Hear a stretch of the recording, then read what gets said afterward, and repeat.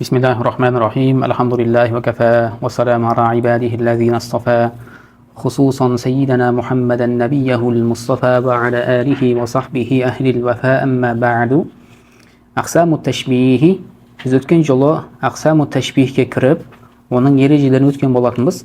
Қайталау ретінде жылдам ережелерін өтейік, кейін мысалдарға кіреміз. Әл-қаваиду қағидалар, ережелер. Әт-ташбихул мурсал. Жалпы ташбихті 5 бөлімге бөліп қарастырған едік.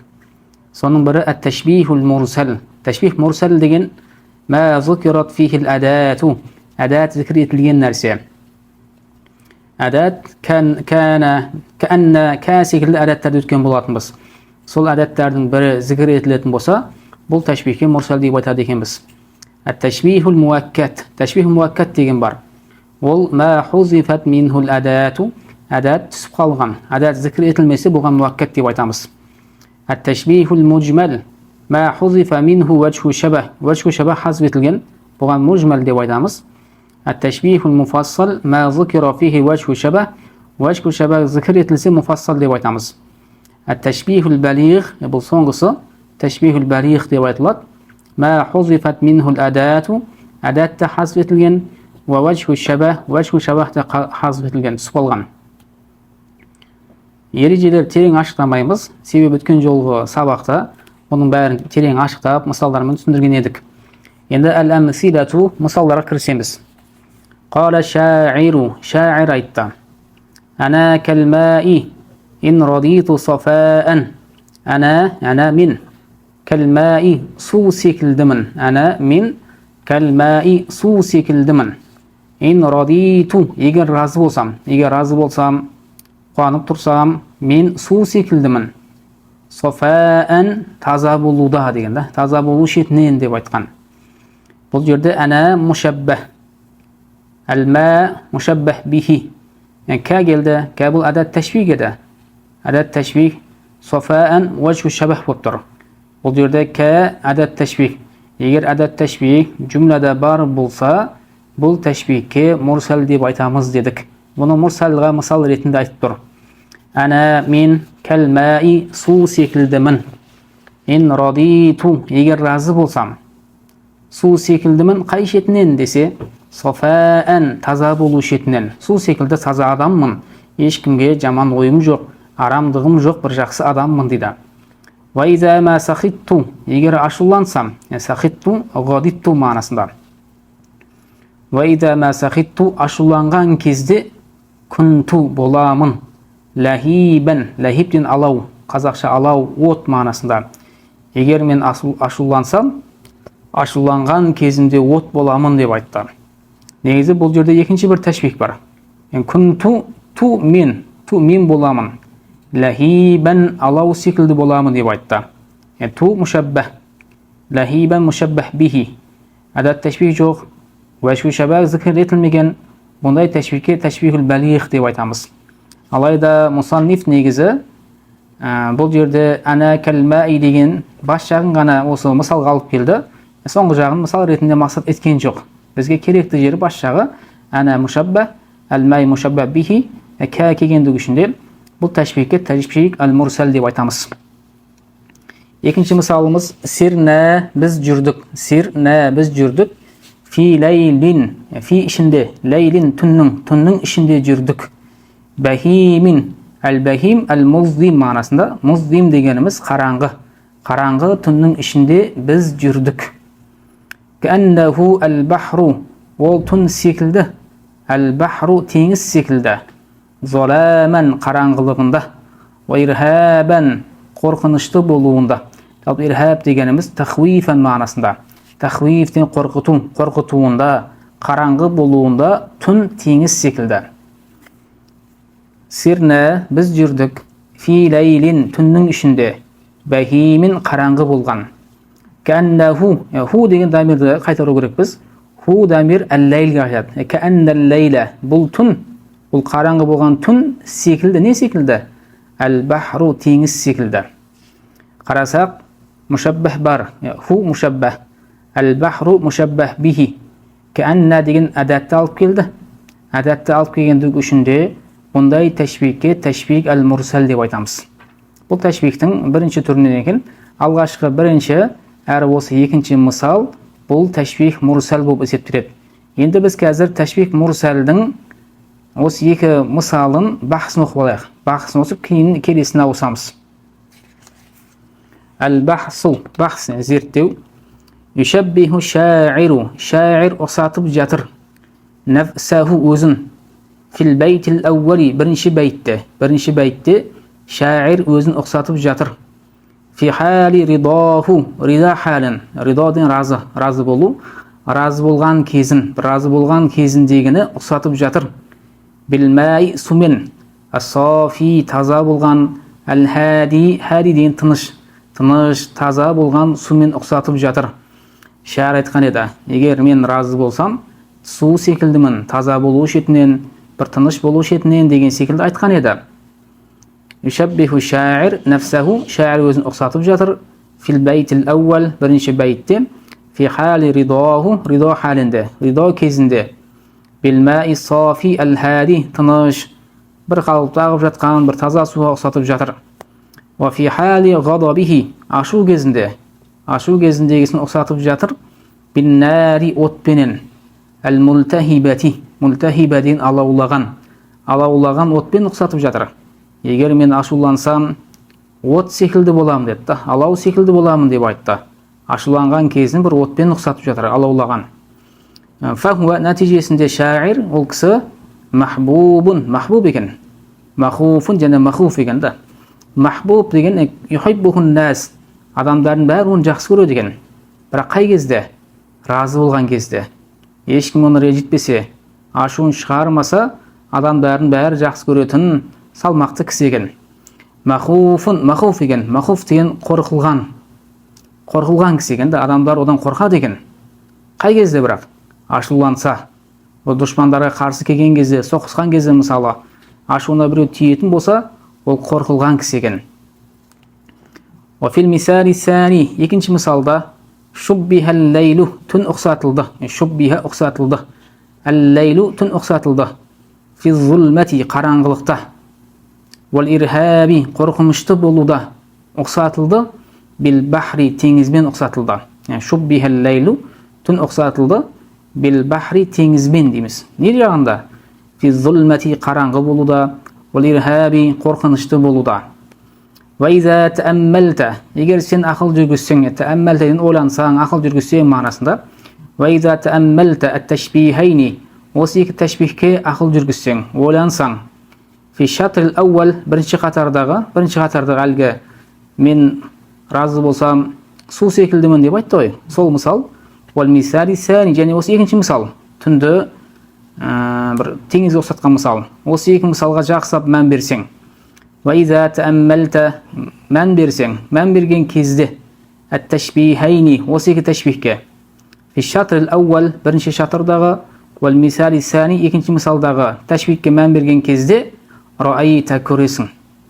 Әдәт әт-тәшбихи, тәшбих әдәтін көресің. Мазкуратан, зікір етілгендігін көресің. Би күллин минхума, екі мысалдың әрбірінде тәшбих әдәті зікір етілген, сен соны көресің. Ва күллу тәшбихин, тәшбихтердің баршасы. Тузкару фихил әдәту, әдәт зікір етілсе, әдәт зікір етілген тәшбихтердің баршасы юсамма мурсалан, мурсал деп аталады. Біз әлгі ережеде өткен болатынбыз. Қандай бір тәшбих келіп, ол жерде әдәт зікір етілетін болса, ондай тәшбихке мурсал деп айтамыз дедік.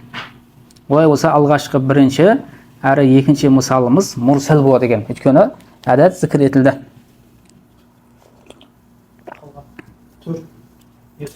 Тәшбихтер түрі, бұдан басқа мурсалдан басқа. Солардың сипатындағы келген дүниелердің барлығының ішінде әдәт тәшбих келсе, мурсал бола береді. Мурсал болады. Бір шетінен мурсал, екінші шетінен муфассал болса деген сияқты да енді. Қазір міне екіншісіне кіреміз. Вайза назарта иля тәшбихайни, осы екі тәшбихке назар салған кезде, марротан ұхра, екінші мәрте назар салған кезде, раайта көресің, анна вajka шабах, бойина баяндалған, ва фуссила тафсили алып келінген, фихима, ол екі мысалда, Екі мысалда, екі тәшбихте жалпы вәжге шәбә ашық айтылған, ашық баяндалған. Ва куллу тәшбихин, тәшбихтердің баршасы. Юзгару фихи, ол жерде зікір етілінсе, вәжгу шәбә зікір етілінсе, юсамма муфассалан, муфассал деп айтылады. Олай болса, алғашқы екі мысалымыз бір шетіне мурсал болып тұр. Неге десек, әдәт зікір етілді. Бір шетінен қарағанда муфассал болып тұр. Неге десек, ол жерде вәжгу шәбә бар деп айтамыз да. Ва куллу тәшбихин, тәшбихтердің баршасы, юзгару фихи вәжгу шәбә зікір етілінген. Юсамма муфассалан, муфассал деп айтылады. Мысалға айтайық. Мысалдар әлгі екі мысалды қарасақ, екеуінде де негізі мысалы, кәәнна деген секілді тәшбих бар. Софаан, вәжгу шәбә. Золаман ва ирхабан деген секілді вәжгу шәбә бар. Вәжгу шәбә болғандығы үшін бір шетінен бұлай дейміз, кәәнна болғандығы үшін бір шетінен бұлай дейміз деген сияқты бола береді екен. Екеуі де айтылса бола береді екен. Қара ибн Руми айтты. في تأثير غناء مغنٍ أنشأ غناء أنا تأثير أسر إتوه في تأثير أسر إتكزون ده أو أسر إتون ديك غناء أنا مغنٍ أنشأ أنا أسر إتوه جاين ده ابن رومي بلايد وعطا فكأن لذة صوته ودبيبها فكأن السكل ده لذة صوته هي دمرده مغنين geçiyoruz. Mughannin anşa. Anşının davusının lezzeti şekilde. Tuttu. فكأن لذة صوته صوت مغنٍ. Anşının davusunun lezzeti şekilde. Ve debibeha. Ha demirde lezzet geçiyoruz. Ve debib degenimiz el-meşyul khafif. Cingil juru. Bir cingil jurus manasında. Ve debib ne jorgalav örmelew, bir jingil juru manasında. Sonda dabibel lezza, davusının lezzetinin jorgalağı, örmelewi, jingil jurusu manasında. Fekenne lezzete savtihi, onun davusunun lezzeti ve dabibeha, yani lezzetinin bir örmelewi, sen dininde jingil bir juruwu, sinetun, uyku şekilde. Sina degenimiz avvalul vaqti minan nawmi, uykunun alğaşqı kezi. Uykunun alğaşqı kezi nuas nemесе sina деп айтылады. Sinatun uyku şekilde. Tamaşşa жүрген, tamaşşa болған. Бірақ бір тә түсіп қалады. Ол фиғил сарфтағы ережеге сай. Tatamaşşa жүрген fi mafasili nuasi, mafasili буындарында. Nuas деген jam'un na'is, na'istің көпше түрі. Na'is жалпы naim манасында. Naim ұйықтаушы. Ұйықтаушының буындарында жүрген ұйқы секілді дейді. Факанна лаззата саудихи. Әншінің дауысының ләззаты. Ва дабибаха, және ләззатының адамның денесінде өрмелеуі не секілді? Не секілді десе, синатун ұйқы секілді. Тамашша жүрген фи мафасили нуаси. Ұйықтаушы кісінің буындарында жүрген ұйқы секілді деп айтты. Енді қарайық, кәәнна әдәт тәшбih келіп тұр. Ләззата саутихи мушаббах, синатун мушаббах бихи. Бірақ уәжгу шабах жоқ та бұл жерде. Уәжгу шабахты өзін шығарып аласың. Уәжгу шабах жоқ болғандығы үшін бұған мужмал деп айтамыз да. Бұны және бір аударайын. Фәкәәнна ләззата саутихи, оның дауысының ләззаты. Ва дабибаха, дабиба ләззати саутихи. Дауысының ләззатының өрмелеуі. Дауысының ләззаты сен денеңді жүреді, өрмелейді, жорғалайды. Сол нәрсе синатун ұйқы секілді. Қандай ұйқы десе? Тамашша жалпы тадуббу манасында, өрмелеген, жүрген. Фи мафасили нуаси, ұйықтаушы адамның буындарында жүрген ұйқы секілді деп сифаттап жатыр. Вақара ибнул Му'таз айтты. وكأن الشمس المنيرة كأن الشمس كن المنيرة ذات النور نور шашушы нұрлы болған манасында нұр шашушы күн секілді. Не секілді? Динар секілді. Динар дегеніміз алтын ақша. Алтын ақша секілді. Жалатху хадaidu ad-darrabi. Жалатху, жалат сақалатху тазалаған, жылтырлаған мағынасында. Хадаид дегеніміз жамул хадида. Хадиданың көпше түрі. Жалпы хадида дегеніміз алатун юдрабу биха. Ұратын бір құрал. Ад-дарраб деген аллази ятбау нуқуда. Ақша басатындар. Алтын ақшаны былай ұрып ұсталар жалпы. Алтын ақшаны басып шығаратын ұсталар екен. Сөзбе-сөз аударғаннан кейін мағынасын шығарамыз. Бірінші былай деп айтпақшы. Жарқырап тұрған күн алтын секілді, алтын ақша секілді. Қандай алтын ақша десе, ұсталар құралдары менен тазалап, жылтырлап шығарған демекші да. Ва каанна шамса күн секілді. Ал-мунирата жарқыраған, нұрлы болған күн секілді. Динарун динар секілді. Қандай динар? Жалатху дамирді динарға жібереміз. Жалатху деген сақалат деген тазалады. Жылтыратты. Жалатху оны тазалады. Хадaidu ad-darrabi ұсталардың балғалары тазалады. Ұсталардың балғалары жылтыратқан динар секілді дейміз. Қарасақ кәнна кеп тұр. Адат тәшбих. Бір шетінен мурсал болып тұр. Енді бірақ бұл мурсалға мысал емес. Өйткені мурсалдың мысалы өтті. Мурсалға да келсе болады негізі. Аш-шамса мушаббах болып тұр. Динарун мушаббах бихи болып тұр. Бірақ уәжгү шабах айтылмаған. Уәжгү шабахты өзіміз қойып аламыз. Сол үшін бұндай тәшбихке тәшбих әл-мужмал деп айтылады.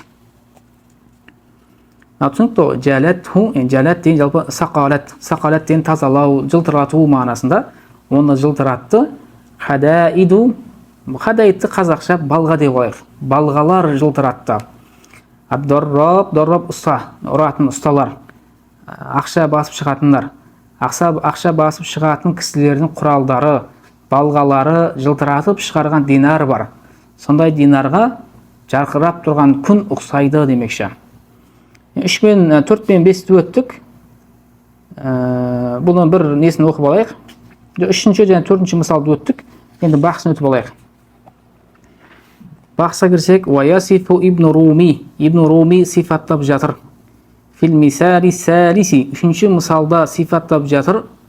Хусна саути муғаннин. Хусна көркемдігін. Саути дауысының. Муғаннин әнші. Әншінің дауысының көркемдігін сифаттап жатыр. Ва джамила иқаихи. Ва джамила және әдемілігін. Иқаихи ден иқа жалпы әсер ету мағынасында. Иқаи саути муғаннин. Әншінің дауысының әсер етуінің әдемілігін және әншінің дауысының көркемдігін сифаттап жатыр.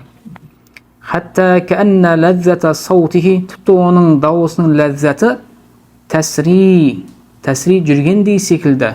Фил джисми денеде жүргендей секілді қылып сифаттады. Кәмә тәсри жүргені секілді. Әуаилун науми. Ұйқының алғашқы кезінің. Ал-хафифи. Хафиф жеңіл. Жеңіл ұйқының алғашқы кезінің жүргені секілді. Фихи фил джисми денеде ұйқының жүргені секілді. Оның өлеңі де, дауысының әдемілігі де денеде жүрді деген сияқты сифаттады. Валакинна шаир. Алайда шаир Ибн Руми бұл жерде ләм язкур зікір етпеді. Вәжка шабахты зікір еткен жоқ. Муътамидан сүйене отыра. Ала аннака тастати'у сенің шаман келеді. Идрака вәжки шабах. Вәжкі шабахқа жетіп білуге сенің шаман келеді. Бен нәфсика мәні. Сенің өзіңнің шаман келеді деген нәрсеге сүйене отыра, оны зікір еткен жоқ. Уахуа ол да әл-иртиях бір рахат алу, уәттәләззуз ләзәттану, фил халайни екі халдеді бір рахат алу, ләзәттану деген нәрсеген. Вәжкі шабахты зікір еткен жоқ. Неге десе, сенің өзің шаман келеді. Оған жетіп біле аласың деген нәрсеге сүйене отыра. Уайшаббиху ибнул Муътаз. Екінші мысалда жалпы ибнул Муътаз юшаббиху ұқсатып жатыр. Аш-шамса күнді. Инда шуруқи. Шуруқ кезіндегі. Шуруқ деген күн шыққан кезде күнді ұқсатып жатыр. Бидинарин, динармен, алтын ақша менен. Мәжлуин дегеніміз жылтыратқан, тазартылған, жылтырлаған манасында, тазартылған. Қарибин ахдуху, ахд заманы жақын болған. Заманы жақын болған дегеніміз жақында ғана басып шығарылған. Жаңадан шыққан ақшалар мысалға жылтыр әдемі болып тұрады да.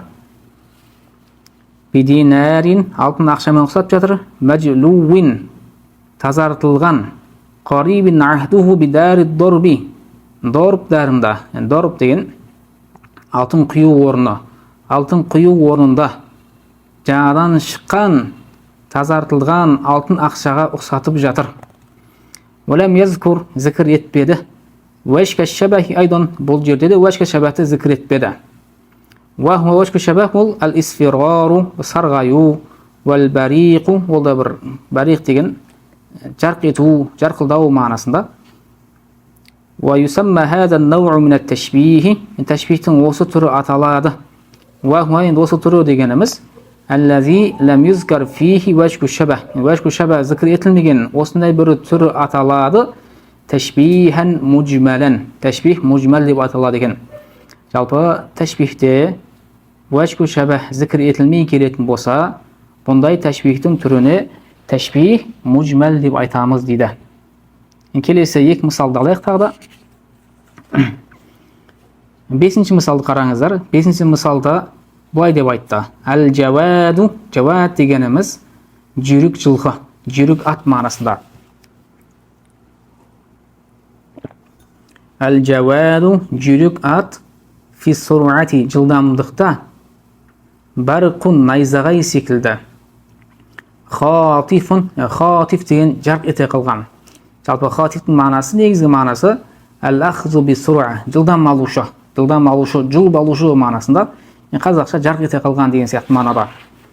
Әл-жауаду мушаббах, барқун мушаббах бихи. Қарасақ, кә жоқта, кәнна жоқ мысалға. Әдәт тәшбих жоқ екен бұл жерде. Осы әдәт тәшбихті түсіріп тастайтын болса, бұндай тәшбихке муаккат деп айтамыз. Қала шәр айтты. Әнті, сен нәжмун, жұлдыз секілдісің. Фи рифатин, рифатин биіктікте. Вадияин, жарық болуда, жұлдыз болуда. Жарық болуда сен жұлдыз секілдісің. Қандай жұлдыз десе? Тәжтәрике, тәжтәриктен танзыру илейке, саған қарайды. Әл-уюну, көздер саған қарайды. Шарқын ва ғарбан, шығыстан, батыстан.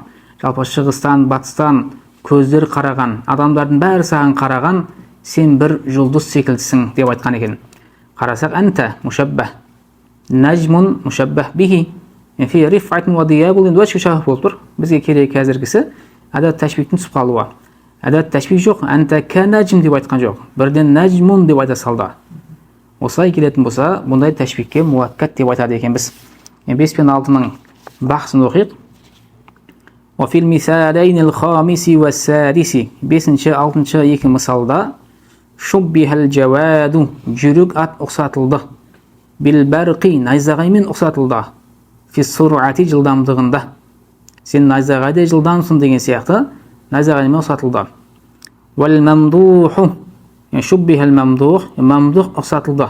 Мамдух дегеніміз мақталған кісі. Мақталған кісі ұқсатылды. Бин нәжми, жұлдыз бенен. Фи рифати, биік болуында. Ваддияи, жарқырауында. Min gayri en tuzkara, zikir etilmesinden adatu teşbihi, teşbih kuralı zikir etilmesinden ұқсатылды. Fi kilat teşbihayni, осы екі teşbihte de екі мысалда да қарасақ ешқандай адат жоқ. Kana ka'anna немесе ka немесе ka'anna сияқты ешбірі жоқ. Ешбірі зikir etilmesinden ұқсатылды. Wa zalika, бұл нәрсе дегеніміз адаму зикри адати teşbih. Тәшбих әдәтінің зікір етілмеуі бұл литәккидил иддиаи, иддианы күшейту үшін, литәккиди күшейту үшін, әл-иддиа, иддианы сол айтылған сөзді күшейту үшін. Бұлай деп: биәннәл мушаббаха, мушаббах Айнул мушаббахи бихи, мушаббах бихтің дәл өзі деген сөзі күшейту үшін. Мысалға, әнті кән-нәжім деп айтса болатын еді, сен жұлдыз секілдісің деп. Бірақ жұлдыз секілдісің дегеннен гөрі сен жұлдызсың деп айта салсақ, шамал тәккид болады. Тәккиділ иддиа болады. Айтқан нәрсені күшейту деген нәрсе болады да. Вазалика бұл нәрсе, әдәт тәшбихтің зікір етілмеуі, литәккиділ иддиа, осы айтылған сөзі күшейту үшін. Бианнал мушаббах емну мушаббах, айнул мушаббахи бихи, мушаббах бихтің дәл өзі деп айтылған сөзі күшейту үшін. Вахадан нау'у, тәшбихтің осы түрі, юсамма аталады. Тәшбихан муаккадан, тәшбих муаккад деп аталады. Аллаху алам бис-саваб ва илайхил марджи'у вал маабah.